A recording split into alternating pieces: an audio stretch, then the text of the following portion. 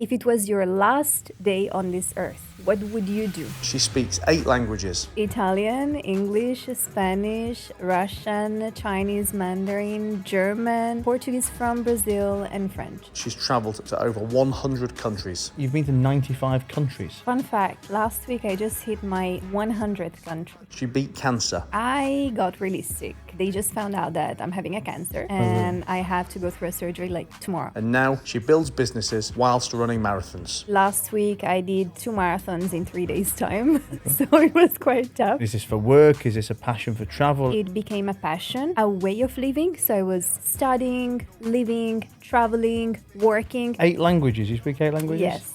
Fluently? Yeah, fluently, yes. How do you find it propels you forward in life? I always say that language is culture. It creates a completely different bond. When did you decide that education was going to be your career? The exchange I had with students, what you are giving them, it's a gift. You've got a substantial following on your social media as well. Yeah, I'm just going to put some pictures of my travels. Apparently people loved it. They kept following and following. Have you got any of your own businesses? I started actually my holistic nutritional website, NutriPathos, being a consultant and nutritionist for patients around the world. Sonia Haboub lives without limits, and she's about to show you how to do the same.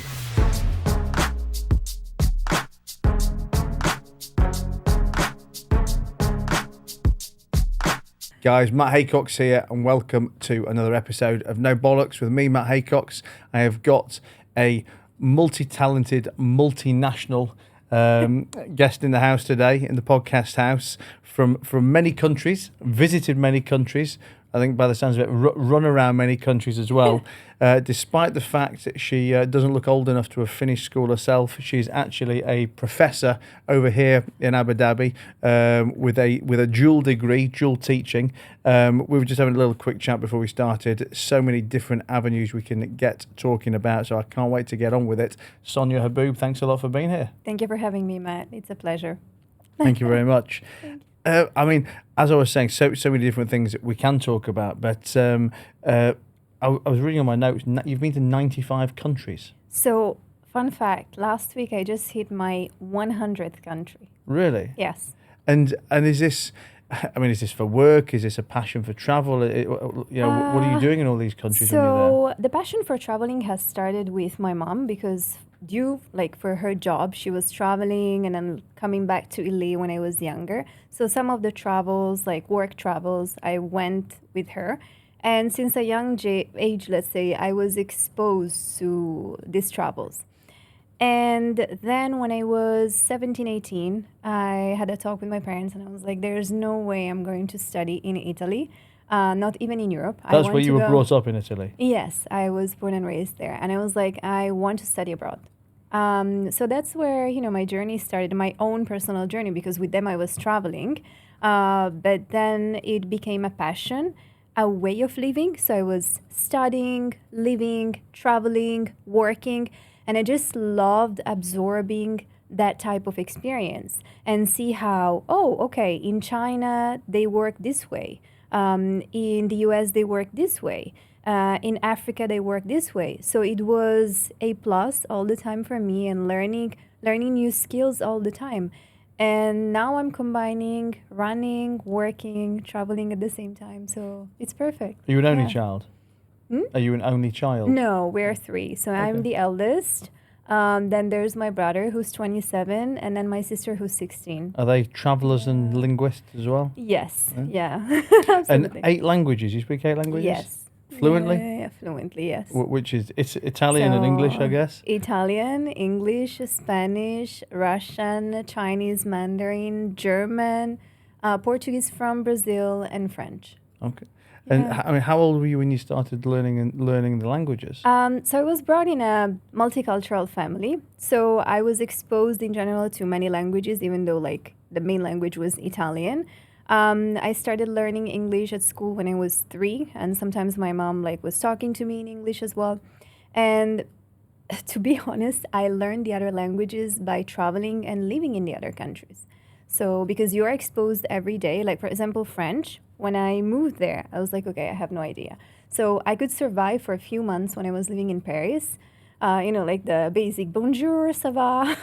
And then after when I moved to Normandy, I was like, okay, Sonia, now you really need to learn French. So that's how it went, yeah. It's funny because, I mean, I've spent obviously, a lot of time in different countries. I mean, I'd never lived really anywhere else before living in Dubai, but I've had a house in Spain, spent a lot of time in France. And, I never failed to be, let's say, impressed or humbled by other people's language speaking abilities. But I just never kind of get round to being able to speak anything myself. And I've got an 18-year-old daughter back in the UK, and obviously she, like myself, has brought up in the English education system where our grasp of foreign languages is nothing more than bonjour, je m'appelle Matt, j'aime les carottes. And that's about as far as it goes. But over here, I have a 2-year-old now, and her mum is Finnish, so I'm English, and she's only just starting to speak and understand more English than Finnish. But she's already, it's just a fact. I mean, she will be 100% fluent in English and Finnish before we blink. But also being brought up in Dubai, the friends that she hangs out with at the age she's at already is Lebanese, French, Spanish, all of these, and I'm absolutely adamant that she will have multiple languages from an early age. I mean, I think we will get onto education shortly, because obviously in your role of a professor, I'm interested to know what your view on the education system is. And again, I assume it's very different over here to the UK. Right. But it's a big talking point of how broken education is particularly in the UK at the moment. And I'm pretty convinced. I mean, I've split up with her mum, so whether or not things will be as planned out as they were, but we always talked about her being homeschooled. Yes. And not so much because I want her at home as opposed to at school, but I'm very adamant that I want to build a curriculum for her which is better suited for life in the real world. Right. Than what, for example, what her older sister's got, and with the geography and all and the periodic tables and all the things that we never use. But first and foremost in that will be multiple languages for me. Yeah. I mean, how do you find? I mean, I guess other than the obvious of being able to speak to people, because I can say, look, I don't speak any languages, but it's not really hampered me in any way because everybody else speaks English in the places I want to be. But I mean, how do you find it propels you forward in life if it does? You mean speaking many languages? The languages you speak, yeah. I do find that when you do speak the language of a specific country, let's say you go to China and you speak Chinese, you go to Japan, you speak Japanese, it just creates such an interesting conversation with the person you have in front of you, because you get to understand the culture itself. And that's why I always say that language is culture, because there's the literal one, even the English that we learn in the books. And then there's, the familiar English, or the English that you speak with your friends, with your family. And that's what I always try to see and even learn more and more, especially when I live in the country itself, because it creates a completely different bond. As we were saying before, and we were laughing about it, bonjour, je m'appelle Sonia, et je mange des carottes. And people would be like, okay, great, do you want to eat anything else? Or change it to a more, familiar French. And that creates really a specific bond with the people of this country, let's say any country you visit. Let me hit you with a mad stat. You are probably not subscribed. Seriously, 58% of the people who listen to this podcast every single week do not hit that subscribe button. That is more than half of you. So let's fix this right now. The goal here is super simple. We grow the podcast, we bring in bigger guests, and we give you even more no bullshit, actionable insights to level up your business and to level up your life. Now in business, you set SMART goals. That's specific, measurable, achievable, relevant, and time time bound. Well, here's one for you. Let's get that 58% down to well below 50% in the next 3 months. So please do me a quick favor. If this podcast has ever given you one good idea, one piece of advice that's helped you or helped your business, then hit that subscribe button. It takes a second, it costs nothing, and it means that I can keep bringing you even bigger and better guests, giving you even bigger and better insights. Go on, do it now. I'll wait. Done? Perfect. Great choice. Let's grow this together. Where did you do your university? Okay, so I left Italy after finishing my high school. Okay. Then I went directly to the United States. I did my first bachelor in the United States in Connecticut, and then my second bachelor between Scotland and France. Okay. Yeah, and then I did my master in France with my internships between Paris and Normandy, with my internships in London. So I lived in London as well, between London and Latin America. I'm baffled. And then my PhD between Spain and France. So in these 2 degrees, master's, PhD and everything, what are they all in and why? So the first bachelor is more into international civilizations and history. I've always been more a creative student rather than a logical one. And fun fact, my dad is very logical. So when it comes to math, actually, I had this conversation like a few hours ago with my sister because we were like planning our summer and she told me I cannot, like I have, to review some math classes because I'm failing math all the time. And I'm like, okay, like me and her, we are the same. I've always failed math. Like I've always had A+ in all the subjects, all the creative subjects. But when it came to math, physics, all the logical subjects, I was like, not say zero, but it was very bad. So my dad is very logical and my mom, she's very creative. Like she is a bachelor in philosophy. So she has millions of ideas and very creative. And I think me and my sister were likely like more like her. And so my mom, she was more like, when you're 13, 14, that's when, because in Italy we have like 5 years of elementary school, then 3 years of middle school. And by the end of 3 years of middle school, we're like 13, 14 years old. We have to decide which type of studies we want to do. So we specialize into those studies. And it's very early. Like even personally, I don't have kids yet, but I agree with the fact because I had the same discussion with some friends and I told them, even though I am a professor, I love to homeschool my kids because when you're 13, 14, you do not really know what you want in life. You do not know what's going to happen, especially now with technology, with AI. Everything can happen and change So how would you do it differently? I mean, obviously, you say I'd like to homeschool them, but whether they were at home or in a different formal education environment, what is it you would do differently? So you say at 13, 14, you're starting to pigeonhole into a particular field. Would you keep it still broader at that point? Would you? Yes, definitely. I think it's very important, and that's where the shift comes with our parents' generation. To understand what it's good to guide our kids, but it's also good to understand what they really want in life. When we were kids, we were always asked, what do you want to do when you'll be older? My answer was working, in archaeology. And they were looking at me like, okay, you never get enough money to do this. So they push you towards something that... Doctor, lawyer. Exactly. Translator, all of these jobs. So I always told myself, okay, if I have a kid, the first basis of education is traveling the world with him or her. That maybe they will tell me, Mom, I don't want to study there where we're living. I want to study in this country. Or I'm interested into photography. And really enable them to do what they love doing. Because at the end of the day, it's their life. It's not our life. It's not the parents' life.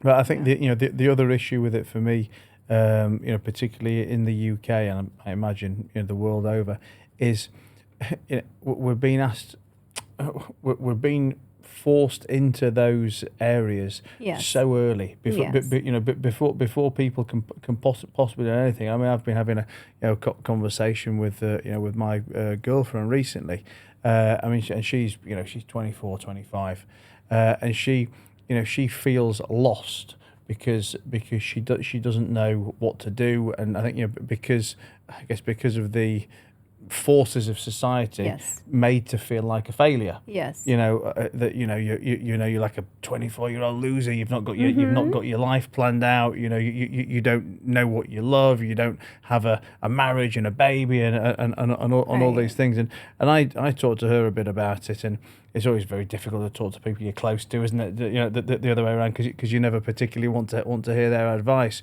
But she thinks I'm fobbing her off with the conversation because I'm not giving her the answers. But to me, the answer to her is, you're still so young, so young, that don't do anything. Just keep having fun, keep exploring, keep loving life. If there's something you're interested in now, take a course. Go. Whether that's like she likes yoga, for example. Go and do another month in India. Recently she liked reading, so she does an online copywriting course. None of these things might lead anywhere. You can't plan anything. But if it takes her another 2, 3, 4 years to find out what she wants to do, for me, particularly in today's world, that's not a failure. That's not a criticism. That's not a loss. You're still not even 30. I mean, I look at some of the businesses. When I'm 44, some of the businesses that I have now were things that I would never have realised I even had any interest in 3 years ago or 4 years ago, and I still feel young enough to be starting stuff again at 44, at 24. It's like a baby, but. In the UK particularly, we've already had to have known what we're doing by 15 or 16. Right. So it's just impossible. It is impossible, and it's even inhuman. And I do feel that we have to feed more the society rather than our own souls, asking ourselves, what do I really want to do? And that same question, I ask this question to myself like every few months, like couple of months. Am I happy with what I'm doing? Am I fulfilling my own soul? Is it really myself? How many people, they do fulfill what the society dictates, but then they find themselves empty when they are with themselves only and before going to bed, for example. And the question is, what am I doing? Why am I doing this? But if you have the answers to those questions, then I do think you're in the right path because you're really fulfilling your soul. And this is also the reason why I did the 2 different bachelors, 2 different masters, and like changing country, every 2-3 years. At the end of the day, we have one life. Who dictates what? Where do I stand when society is dictating what I have to do, where I have to be, how many kids I have to do, when I have to get married? No. How were you financially supporting yourself during this time? Because I guess it was quite a long educational period. Yeah, so I started working in the summer when I was 16. And I told my parents, in 2 years, I'll go to the US. They were like, yeah, of course, good. And of course, my dad was pushing me to stay either in Italy or around, like specifically, he knew that I was into luxury, and high fashion. So I wanted to study high fashion and luxury. So he was like, okay, there's a very nice school in London itself. So you can go there. I'm happy to send you there. So you're not very far from us. I was like, no, I want to go far away. And I started studying criminology. So nothing to do with fashion and luxury. Then I did my first year. I didn't really like it. Back then it was 2011. And then I was like, okay, then I'll just move again and see like what I really like. So I was really flexible with myself, even though I could feel the pressure of my parents, especially my mom. She was really into education. She was like, you're losing time. You don't know what you're doing. And I was like, I know what I'm doing. But I need to understand what I like and what I don't like. And even in the high school, like we have 5 years in Italy of high school. The first year I went in what we call liceo classico. So they teach us, especially literature, Latin, Greek. So we spend our time 6-8 hours a day translating old Greek to Latin to Italian. Well, from one language to another? Yes. So I was like, okay, great. What am I going to do with this? Honestly, I mean, with all my respect. So then the second year, I had a conversation with my parents. I was like, I want to do what they call liceo-linguistico, which is basically, it's more dynamic. So you have more subjects, geography, history, German. That's where I learned the basics of German, French as well. So yeah, I was like, okay, that I like it. But let's say that I was always flexible with myself, even though I knew that I wanted to finish my education. It was really important for me. It was a goal, but I was flexible. And I wish that, more parents and more people could be that flexible with themselves. But again, we just said it's society. And what were you working as? You mean when I started? Yeah. So when you were 16, you said Yeah, you worked so just my throughout mom, your she told me, education. you need to understand the value of money. And I was like, okay. So they took off for summer for 1 month, like the whole family. And she had a friend who had like several salons in my country, like in my region. And she told me, okay, I talked with my friend and she's happy to have you like for a few weeks over. And I was like, okay. And then we were going to go on holidays. She was like, no, this summer you're going to stay here and you're going to work. So I felt it like they are punishing me and I have A plus like all over. So she was like, no, it's for you to understand what's work. So of course, I was not major. I was not 18. So I was underpaid. It was kind of a favor for my mom. And I was standing in that salon, like looking on how people are making hair. And, I was like, what am I doing here? I'm losing my summer. But at the end of the day, I learned so much in those 4 weeks. So I decided that I would work 2-3 days a week. So I asked my mom's friend, okay, can I come and work? And it became like more serious. That was until my 18th year. And then I graduated from high school. I went to the US and then I was working, at the library, at the canteen, like at the coffee shop of the campus. I worked as a babysitter, as a barista. When I was in France living, I worked in several restaurants. And that also helps you a lot to develop the language. Because the first day you go from, bonjour, what can I do for you? They will be like, so you're kind of in a situation where you have to learn the language. Most business advice, it's motivational fluff. It's empty promises and it's untested ideas by people who have never even tried to apply them. It's bollocks, but you're not going to get that here. And that is why I call it No Bollocks. The No Bollocks newsletter is straight talking, high impact, zero time wasting, tried, tested, and immediately actionable. 2 emails a week, insider strategies, brutally honest insights, and the answers to the questions that you're asking, or you should be asking. And the best part, you're going to learn more in 10 minutes than most people learn in a 3-year MBA. Over 20,000 people a week are already in. So don't be the one that's missing out. Hit the link in the show notes because you just need one email that could be the one that changes everything. And how did you end up as a professor? When did you decide that education was going to be your career? Yeah, so I was working with a specific brand in fashion and luxury in London. I was living in West Kensington and, loving my life. And you'd finished all of your studies by this point? Yes, or you I had just 7 finished. different- Yeah, I just finished. And I got really sick. So I remember I told my manager, they just found out that I'm having a cancer and I have to go through a surgery like tomorrow. Oh, wow.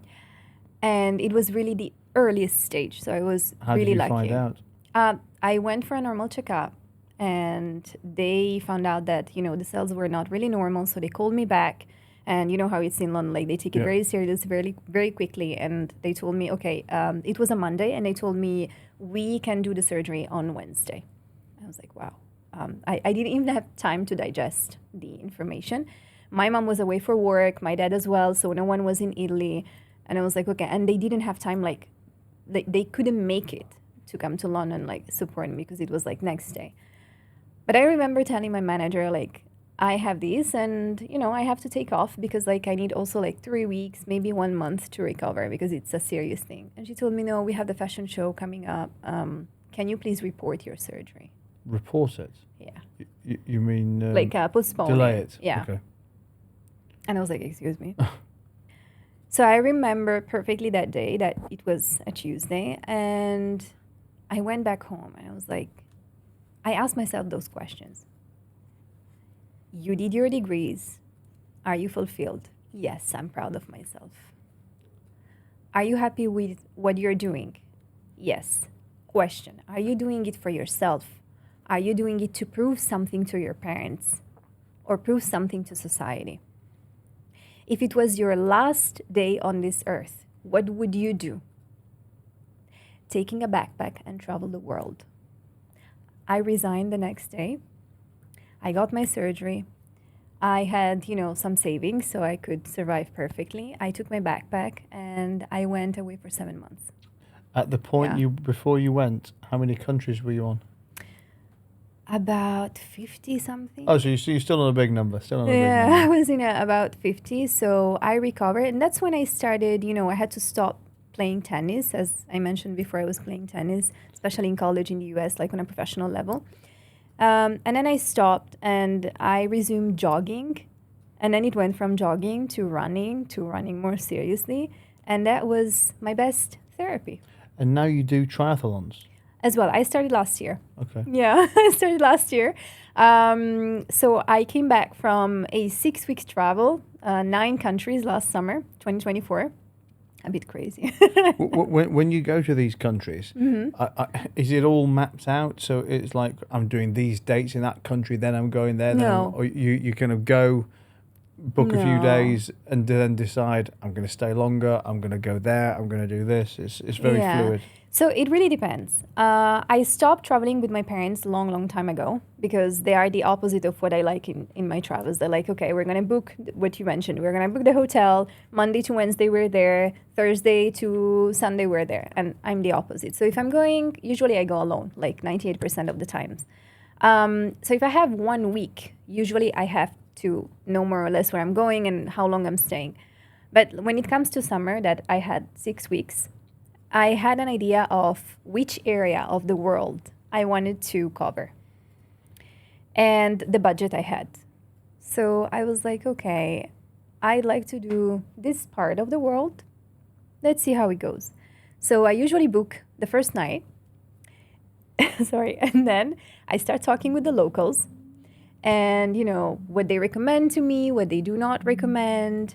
And from there, the adventure starts. The real adventure starts. Yeah. And how do you like to spend your days when you travel? As in, do you just go to different areas and then sunbathe in the local hotel, or do you really get out there and visit every local attraction and artifact and museum and church? And So I wake up at 4:30, the yeah. same way I wake up here in my normal life, like normal days what time do routine. you go to bed? 8:30 p.m. So 4:30, and I started my day with meditation. And after such an important part of my life now, and then after meditating, I start, my training. It can be running, or if it's for triathlon, it was swimming or cycling. And then I prepare my breakfast. Then I go out, and depending, am I in a countryside? Am I, using my car? Am I in a city where I can visit a church, a museum? Usually I try to avoid cities because I feel that cities kill culture in general. You can find it, but I love traveling, in the countryside. Even when I go to specific countries, I always try to stay with the local people. For example, when I was in Polynesia, I stayed with the local indigenous tribes, even in the Amazon forest, in Brazil, in Peru, the same thing. Do you stay in like bed and breakfasts or Airbnbs or? No, in the hut, like with them. Yeah. Oh, but I meant it. I Yeah. meant in general. You just you know. It really like you say, you're not doing depends. the Hilton in the middle of the city. No, You're no, doing no, something small and. Yes, and sometimes, especially last summer, I camp. Like usually, I camp a lot. When I was, in Mongolia, at one point, like I rented a car, a jeep. I really love jeeps because they're very practical. And then, I was just like, camping up on my car, and I prepared like a whole bed. It was like, like crossing Mongolia this way. And usually if I try not to rent a car, I try not to use buses. I really try to get away from our society and the way of living that we live our day, like every day, like here in Dubai, in the UAE. or in Europe, for example. So when I do not use transport, I usually walk between 40 to 60 kilometers a day. Wow. Yeah. So that's what happened, for example, also last year. Yeah. Unbelievable. If I'd have known you a few months ago, I could have invited you on our Nepal trip. Have you been there? No, no, Okay. no, no. I mean, that was. I've not done anything like as much travel as you, and most of my stuff has been cities and things as well. So, so to see what I saw over there was just unbelievable. I mean, I did 4 or 5 years ago. I did Kilimanjaro. You know, climbed at Kilimanjaro, which again super interesting to see. You know, that side of the world and that way of life and the people that live there. But from a mountain perspective, the mountain was just a mountain, as in there's nothing else other than mountain on it. But and trekking through the Himalayas, I mean, you've got thousands and thousands of people living there. Yes. You know, at all these different heights. You know, you get to 2,500 meters, 3,000 meters, 4,000 meters, places that you can only get to by walking or on horseback that take days and days to get there. But they've built villages in the sky and they're living 3 generations, 4 generations, or whatever have been going there, and it's just. I mean, listen, I wouldn't like to stay much longer than I stayed, and I certainly wouldn't like to live there. But to visit it and to have that, I guess, different mind opening or whatever is, you know, unbelievable. It is, and I can feel you, because same thing happened to me. I also did Kilimanjaro. Okay. Yes, in 2018. 2018. I was 2020. Yeah, and then I did the Everest as well in 2022. Did where? The Everest. Oh, Yeah. you were summited? Yeah. Oh, really? Yeah. Oh, amazing. Yeah. It was quite tough experience, but I would redo it again. Yeah, it was amazing. Yeah. I'm talking the guys that I went to Everest with. I'm talking about doing Mount Vincent in November. Yeah. So that should be a You will love it. fun one. So back to Abu Dhabi and education. How did you end up here then, and how did you end up teaching? Yeah. So after what happened, you know, when I told you like a few years ago, I came back from my travel, and I said, okay, we are making companies richer and richer. Am I making myself richer? Psychologically speaking. Yep. Not financially. The answer was no. What would make me feel richer? Go to bed and feel that my life somehow now is having a purpose. I've always loved research, so I started thinking about it seriously. That's how I enrolled, you know, for doing a PhD, and I was like, I started giving few classes. I was giving like, you know, a few classes in some universities, private universities around Europe, master classes, then some conferences, and I loved it. The exchange I had with students, which, I mean, is the next generation. They are the next generation. I was like, wow, there is something so powerful, so beautiful, so pure, so genuine about it. Because they are absorbing what you are giving them. And it's a gift. And the first thing I always tell them when I enter the class the first day and we don't know each other is, I'm not here to teach you anything. We are here to brainstorm together. Because there is so much, I swear, that even them, they taught me. Wherever I thought, if it was the UK, France, China, Spain, that's where I was teaching before moving here to the UAE. Always in the language of the local. So in Spain, it was in Spanish and English. In China, it was in Chinese and English. Well, England in English. Yep. France, it was French and English. And here it's English. Yeah. And what are the subjects you've been teaching in these places? So international management, international business, entrepreneurship, innovation, project management, and my favorite is intercultural marketing. Because when I moved from fashion and luxury, I also worked in other 4 different industries, which is international logistics, always in the departments of communication and marketing. Then I worked in Latin America, so I was a business developer, basically, so trying to help the local communities to sell their organic products in the US, Middle East, and Russia. And then I worked in IT, so with the French government, and then I moved to education. What is intercultural marketing?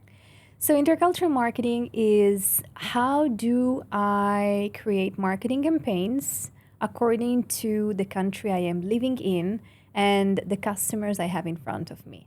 I would not do a Christian Dior campaign the same way I will do it in China or in Morocco or in South Africa.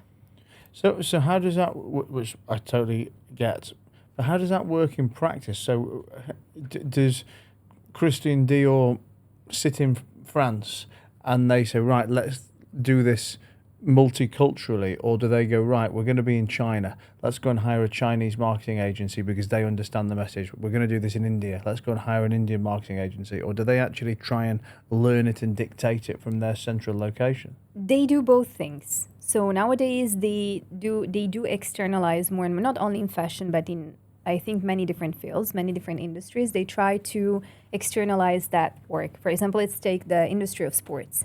Even I was having conversation with few friends in Saudi Arabia and Qatar. They're trying to look for local agencies to do that marketing work for them.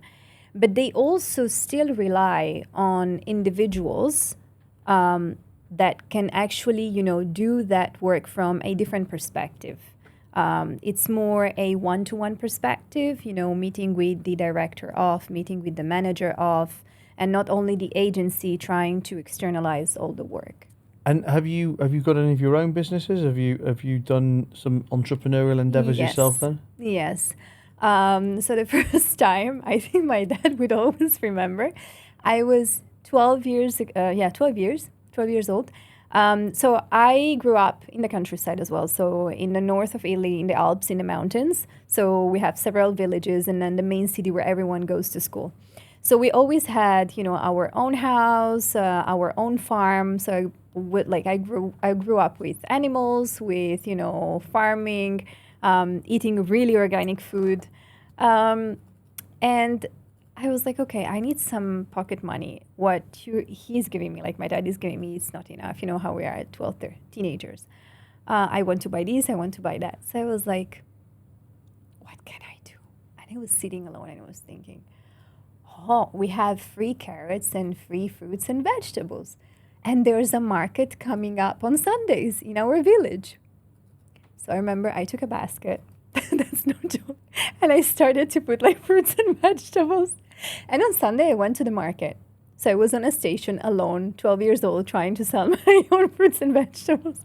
When my dad found out, he was not really happy, but he was really proud. He was like, well, that's cool. He's an entrepreneur himself. So I was like, oh, well, that's a good initiative. But and it sold? You made some money? Yeah, I made some money. Yeah, I think it was like 3-4 euros about that time, so not much, but yeah. And then back when I, graduated, etc., I started actually my holistic nutritional website and, being a consultant and nutritionist for patients around the world, actually. Europe, Latin America mainly, now Middle East. With NutriPathos. So it was called Foodnomics back then. And then I went through a whole rebranding and now it's NutriPathos. And also with content creation itself, being a consultant in the sports industry. Last December, I opened another small business, which is called Suara. So basically, it's me and my coach. So we are both the co-founders. Your running My coach? running coach, yeah. So he's taking charge like all of the athletes for running purposes, and he takes them to Kenya if he has to. We do also camps in Kenya. Actually, we also open a non-profit organization. So everything that we earn, 80% goes directly to this non-profit organization, where we are trying to push people in Kenya, especially young people, to not only run, but to go to schools and let them understand that education is also very important. And then just, trying to give them another chance besides, running or staying in the villages, etc. And then in Suara, I'm also the holistic nutritionist. So, yes. And what's your plan with the businesses? I mean, do you want to grow them to substantial sizes? Like, are you passionate about that, or do you like the projects and the flexibility and the fact that you might pick your backpack up again tomorrow and disappear for Yeah. 7 months. They're there to pay the bills and to explore a few things. Yeah. I'm quite flexible. So I see a lot how the market is moving. I don't want to say I go with the flow, but it's really important to understand how the market is working. Is it growing? Is it decreasing? Especially the area we are living in. For instance, we are living in the GCC area, and we are amongst other countries that are growing very fast. Especially when you take Saudi, Qatar, Kuwait, Bahrain, all of these small countries that, many people still think that Dubai is a city, for example, and not, part of a country. So I really try to see how the market is going, and from there try to get the opportunities and create opportunities as well, because, we always talk about making money and making business, but it's part of my philosophy of I'm taking, but I also want to give back. Yeah. And you've grown a substantial following on your social media as well. Yes. What's helped that? What's your content? What do you find people like to follow with you? Because Yeah. you've got so many different facets. Yeah. You're like a whole TV channel, aren't you? So I started my social media when I don't remember the age, but it was 2012. Yes, 2012. How? Instagram, actually, it was the previous Facebook. So I had a Facebook account. I didn't know how to use it. Why? Let me tell you why. Because technology was banned at home until I was 18. No So TV. no TV, no phones, no internet. If I needed to do a research for my school, my mom used to drive me to the library. No jokes. She will still remember that. Did they have And- TV for? Sorry, did they have technology for themselves? No. So I remember, my dad was like, if you need anything, you can find it in the newspapers or in the radio. And back then, of course, you are a bit challenged, especially, when you're high school, you're a teenager, everyone is like, oh, what did you do last weekend? And Facebook and Messenger, all of these apps were the new trend. And then they were like, and you, Sonia? I was like, niente. There's nothing to say, basically. Niente in Italian is nothing. So sometimes I really felt, being apart. And somehow that has shaped me as well, because I couldn't have the same conversations with my classmates. And as being also the eldest, my parents were very restrictive that time. I was playing piano and they were like, okay, this is on Wednesday, you have off in the afternoon, so it's your piano classes, then it's your tennis classes, then you do this and then you do that. And then on the weekends, we are trekking or doing natural activities. So it was very different from my classmates. Back then, I was like, okay, I feel really different, like an avatar. Now I thank them all the time. You appreciate it now. I do you? really appreciate What a lot. would you do with you? What would you do Yeah. with your kids? I think it's good to find a balance. It's not to be that restrictive, because, for example, I was the eldest, but I see them the way they are with my sister, and they are the opposite. So when I'm asking my mom, why with her you're not the same? And she's like, oh, I'm older, I'm tired. And I was like, okay. It's good to find a balance. The same balance they found with my sister, for example, she's still in no technology, but they have internet now, and they don't drive her to the library. They have heating and lights. But basically, yes. So yeah, and I don't remember your initial question. My question was, you've grown a very big social media presence, Yes, and yes. what do people come to you for, and how did that happen? Yes, thank you for reminding me. So yes, that's when I flew to the United States and I started to understand how a computer works. And that was WhatsApp time, the beginning of WhatsApp. And I had so many messages from my aunts, my family member, my mom, my dad. How are you? Are you there? Did you do this? Did you do that? I was like, especially when I was traveling around the US, when I had full break or whatever. So I was like, okay, there's this new app called Instagram. I'm just going to put some pictures of my travels and send them the link. So instead of having 20, 25 messages, it was more a practical side. But then that's how I started. So I started sharing my travels, what do I do? And even in 2012, even now, to be honest, it's not the most common thing, to travel with your backpack and just like being really adventurous, going to uncommon places, ending in some uncommon, unknown islands. But that's me. And apparently people loved it. And they kept following and following. And then, some of them, they've been following since 2012. So, What do you find the type of people that follow you are? Are they, let's say, like-minded people like you who get some inspiration to go and do some of their journeys? Or are they wage slaves sat in a shit life following you thinking, oh, God, I'd love to be doing what you do, Sonia. You're my inspiration. They are very mixed. Very mixed. So you will find someone living in the village in Kyrgyzstan in the mountains and just like watching all the adventures from a screen and saying, oh, you inspired me to run even if it's really cold. And I wish I could go to school, but I don't have the means. To the CEO of LVMH. It's an example, of course. Yeah. The CEO of an important company saying, oh, I'm actually, living for society. I'd love to have that freedom of taking my backpack and just be that adventurous. So you have both personalities. So what does the future hold? What are we going to see from you next? Where's the next journey, the next adventure, the next business? So next journey is actually tomorrow. Okay. I'm flying to Copenhagen, Denmark. It's a good job we didn't reschedule, isn't it? Yeah, I have the marathon upcoming this. That's what you're doing this weekend? Yes.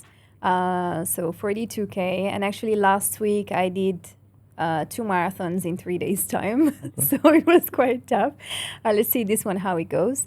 In terms of sports, which is also related to business and maybe to new opportunities in terms of business, I wish to inspire more and more people, not specifically to run, but to move their bodies. I will never stop saying that it's one of the healthiest therapies that one can, go through. And then in terms of academia, I wish to continue in Abu Dhabi with my students, and why not in many other different countries. Because as I said at the beginning, they absorb my knowledge, but I absorb also their knowledge, depending on the country where I teach.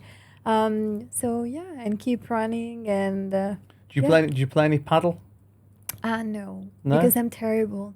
When you have the tennis technique. You played tennis? Yes, that's what people say, but actually I'm terrible. Oh, really? Because I do play paddle. I tried many times because in Madrid, in Spain, it's a big thing, like in Dubai.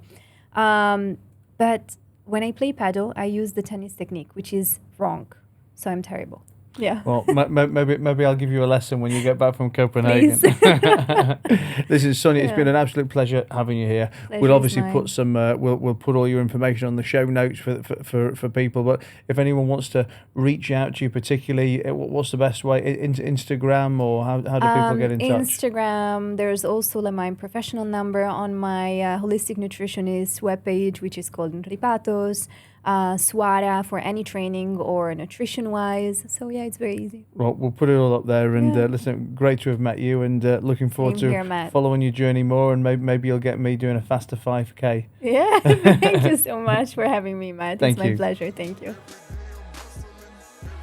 Thanks for tuning in to No Bollocks with Matt Haycox. Today's conversation was packed with actionable insights, and I'm super grateful that you joined us. Now, our community now boasts 160,000 downloads a month of this podcast, and that is a testament to entrepreneurs just like you who refuse to settle for mediocrity. So don't miss out. Subscribe now and gain exclusive access to the conversations that can transform your business and transform your life. Also, while you're at it, if you could visit www.matt-haycox.com or click the link in the show notes below, and please sign up to the No Bollocks newsletter. That's like the sister newsletter that lives with this podcast. Every week I send 2 emails, and in just 10 minutes you're going to gain more knowledge than most people doing a 3-year MBA. So please subscribe, rate, share this episode with someone who needs a No Bollocks boost. And until next time, keep hustling and keep winning.